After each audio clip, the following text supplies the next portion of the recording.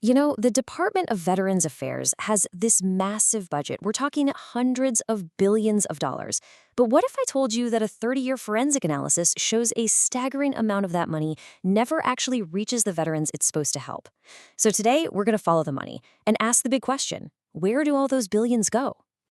Okay, let's start with a number that's, well, it's pretty hard to wrap your head around. $368 billion. That is the estimated amount of money that's been lost to fraud, waste, and abuse inside the VA over the last 3 decades. The question is, who's responsible for all of it? So if you've been following the news at all, you've probably heard one story over and over. The narrative that gets pushed usually focuses on individual veterans who are supposedly gaming the system to get benefits they don't really deserve.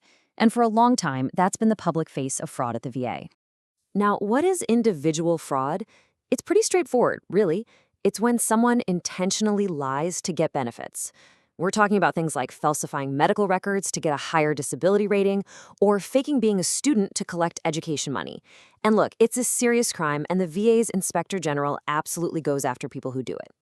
But here's where it gets interesting. When you actually dig into the data on individual fraud, something surprising pops out.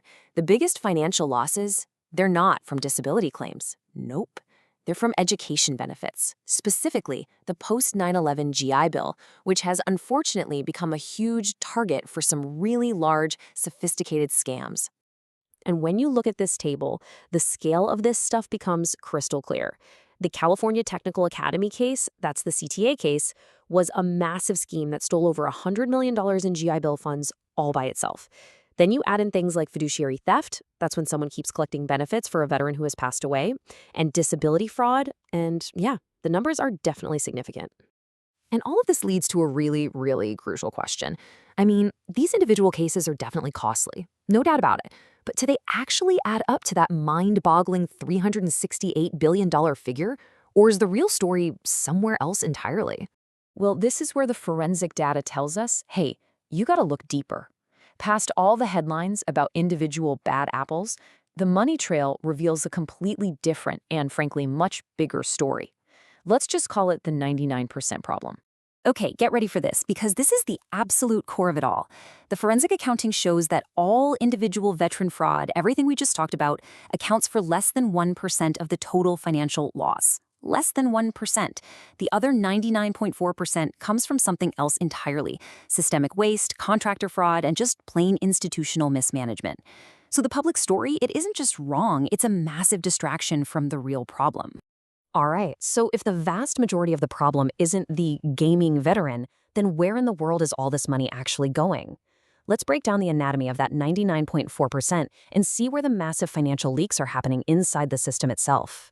It really comes down to 3, let's call them crumbling pillars of institutional failure. First, we've got just gross mismanagement of major construction projects. Second, there's runaway spending and fraud in procurement and contracting. And third, systemic failures in healthcare that don't just waste billions of dollars, they cost human lives. First up, construction. This number you see here, $1.73 billion, that's the final price tag for just one project, the Denver VA Medical Center. Its original budget was just $328 million. The project ballooned by over 400% because of what investigators flat out called gross mismanagement, and it ended up eating an $830 million taxpayer bailout just to get finished. That's not just a cost overrun. It is a textbook example of systemic failure. All right, next up, procurement. The VA spends about $56 billion a year on goods and services. And forensic audit suggests that for years, as much as $5 billion of that annually was wasted. A huge driver of this is contractor fraud, especially inside the programs that are actually meant to help veteran-owned small businesses. And check this out, these are just a handful of examples. You've got huge corporations like Trimark paying out tens of millions in settlements because they created fake pass-through companies. They basically use these sham businesses to win contracts that are legally supposed to be set aside for service-disabled veteran-owned small businesses. They're literally stealing opportunities directly from the veterans they claim to support. You know, this is about so much more than just dollars and cents. The forensic analysis reveals that this culture of mismanagement has a devastating human cost. When the system fails financially, It almost always means it's failing veterans in terms of their health and their safety, too. And the lack of accountability here is, honestly, it's just shocking. When medical malpractice happens at the VA, the average payout is just a little over $20,000. In the private sector, it's nearly 7 times higher. So why the huge difference? Because federal law actually limits the damages that veterans and their families can receive, which effectively devalues their suffering in the eyes of the law. So you have to ask, how does this keep happening? Well, this quote from the report really sums it up perfectly. It reveals a bonus over benefit mentality. The internal culture at the VA prioritizes giving bonuses to administrators over providing care for veterans. It is a system that actively and financially rewards failure. Let's see what that bonus over benefit culture actually looks like in the real world. And warning, this is infuriating. An administrator in Pittsburgh got a bonus of nearly $63,000 right after an outbreak of Legionnaires disease on their watch killed 5 veterans. A surgeon got almost $12,000 after being suspended. A radiologist who botched mammogram readings still got a bonus. This isn't just a mistake, it's a pattern.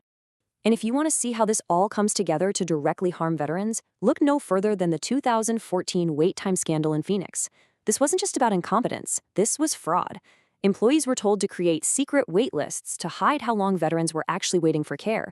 The official number they reported was 24 days. The reality was 115 days. And the motive? All that fraudulent data was used to award millions of dollars in executive bonuses. It was all about the money. Okay, so the problems are huge, they're systemic, and they cost a fortune in both money and, tragically, in lives. But the forensic analysis doesn't just diagnose the problem. It also points to a clear path forward, a way to get some real accountability and reform. So what do? The report lays out 5 really critical steps. First, budget accountability. Make the VA pay for its own malpractice cases out of its own budget. Simple. Second, modernize procurement to stop all the rampant waste. For those massive construction projects, just give them to an agency that actually knows how to get them done, like the Army Corps of Engineers. The report also calls for real protection for whistleblowers, and finally, a shift to what they call presumptive transparency for veterans exposed to toxins to end that cruel policy of just deny first. When you boil it all down, the forensic report paints a really disturbing picture. It shows an agency that spends extravagantly on its own bureaucracy, on contractors, and on executive bonuses, all while putting the very veterans seeking help under this intense adversarial microscope. The priorities are just completely backward. And that really leaves us with one big final question. The data is clear, the mechanisms of waste have been identified, and a path for reform has been laid out. The numbers, as they say, don't lie. But, knowing the problem is one thing. The real question is whether the political and institutional will actually exists to fix it.